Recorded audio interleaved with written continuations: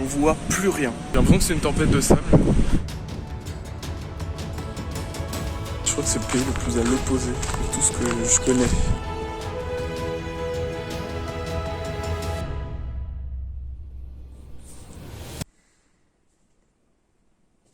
Alors, c'est parti, j'ai l'impression pour un nouveau vlog. Je pars demain au Niger, filmer des conférences sur l'orpaillage. Donc je trouve ça intéressant de vlogger là-bas et de vous montrer un petit peu tout ce qu'on peut y voir, voilà. Donc j'essaierai d'être vos yeux pendant ce voyage. C'est la première fois pour moi sur le continent africain, j'y ai jamais mis les pieds. Donc c'est pareil, c'est la première fois au Niger. En tout cas voilà, plein d'interrogations, encore des appréhensions liées à l'aéroport et à tout ce qui est logistique. Mais en tout cas pour l'instant, le sac est fait, le matos vidéo est là. Donc on peut se dire rendez-vous demain 8h et midi pour l'avion.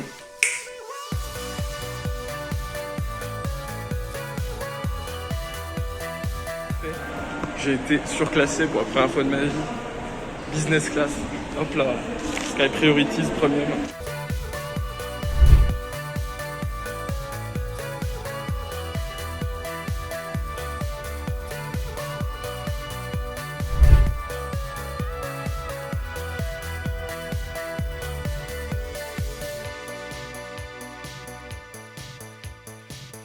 On est bien arrivé à Niamey, donc la capitale du Niger. Ce soir, on a rencontré l'équipe scientifique avec laquelle on va travailler. Je suis super content d'être là. Je suis hyper crevé, mais je suis super content d'être là.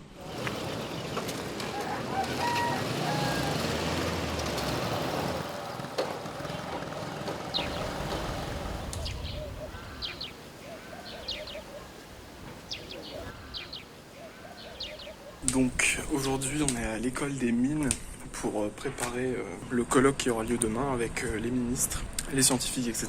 Ce sera un colloque sur l'orpaillage. Et donc là, il fait 40 degrés, il est quasiment midi. Et c'est assez dingue. On a visité le campus, donc je vous mets quelques images du campus.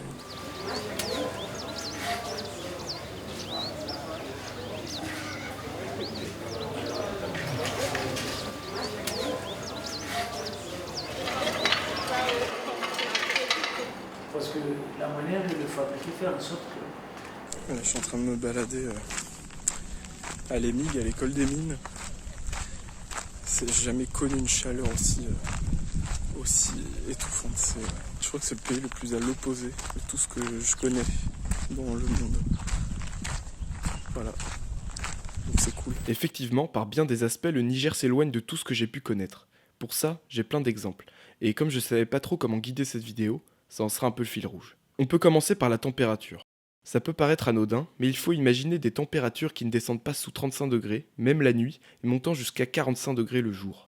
Un mode de vie qui doit donc s'adapter à ça, et au fait que l'absence de climatisation peut être fatale. Ce que j'ai pu ressentir sous ces températures, c'est aussi parfois une difficulté à me concentrer, à agir vite, comme si parfois mon cerveau fonctionnait au ralenti.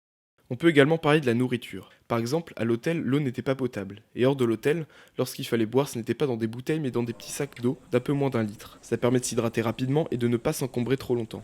Le problème, c'est que ces sachets se retrouvent dans toutes les rues et dans la nature car il n'y a pas de système de tri des déchets. Au niveau des plats, j'allais de découverte en découverte. Des mets tous incroyables, souvent à base de moutons ou de poissons pêchés dans le fleuve, mais aussi très épicés. J'ai aussi pu faire des découvertes lors des marchés de nuit. Mais ça, je vais laisser Faisal et Gaoussou vous en parler. Alors ça, c'est la kola. Donc, la tradition, c'est quand on va chercher la main d'une fille. Donc les parents du garçon, ils amènent un sachet de cola. Croque ça et seulement. D'accord, c'est tout. Ouais, voilà. Et mais ça peut aussi empêcher de dormir si tu... c'est comme du café en fait. Ouais.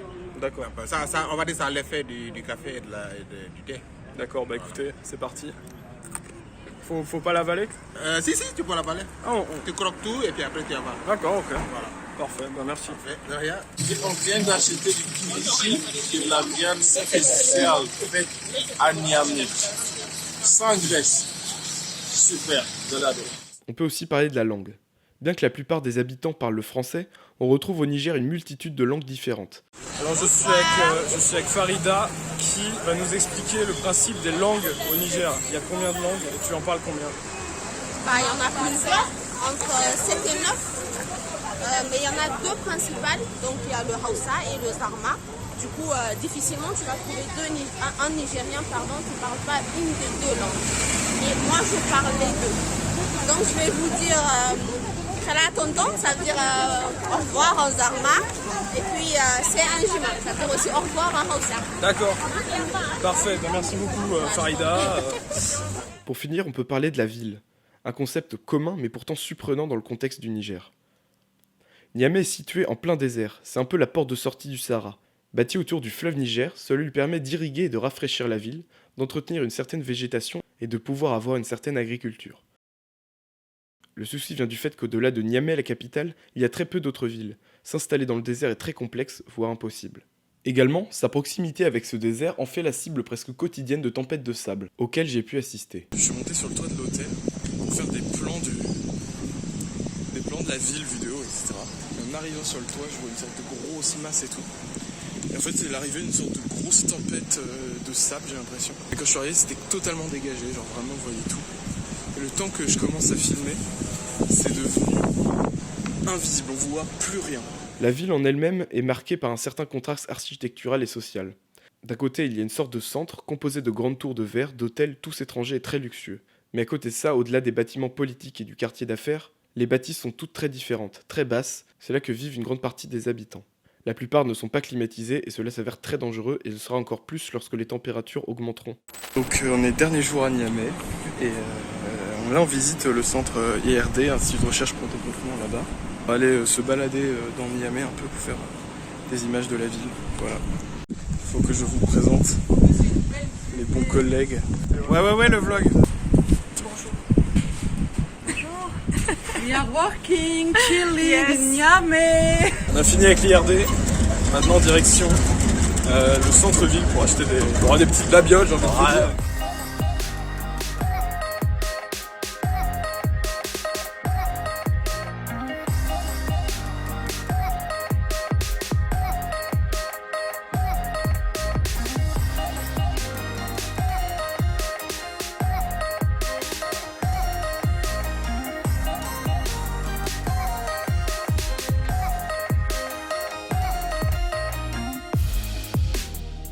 C'est la fin du séjour, on est en train de faire nos bagages. Voilà, on va dire au revoir à tout le monde.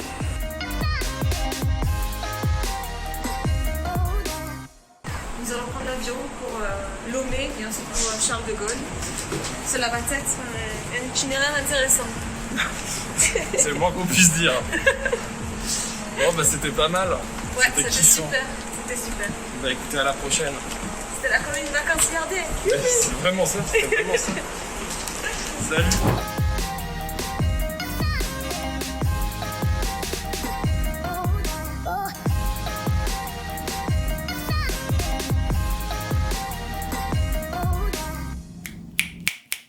Merci à tous d'avoir suivi cette vidéo, ce vlog au Niger. Je voulais en profiter pour remercier ceux grâce à qui j'ai pu partir, donc toute l'équipe d'SE Partner. Je pense en particulier à Grégory, Jérémy, Sopho et Sandrine. C'était vraiment un plaisir de pouvoir partir avec eux et rencontrer toutes ces personnes là-bas. J'ai eu pas mal de mal à la monter, cette vidéo. Je savais pas trop quelle direction lui donner. En tout cas, voilà, c'est le résultat tel qu'il est. Et puis voilà. En tout cas, si la vidéo vous a plu, n'hésitez pas à partager, à liker et surtout à vous abonner. Et puis on se retrouve bientôt pour de nouvelles vidéos et de nouvelles aventures, je l'espère. Merci à tous et à bientôt.